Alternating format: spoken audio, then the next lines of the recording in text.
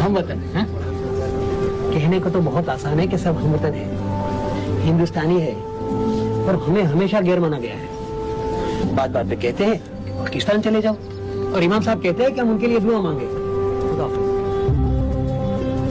शौक बारेची का नज्म सुने चाचा?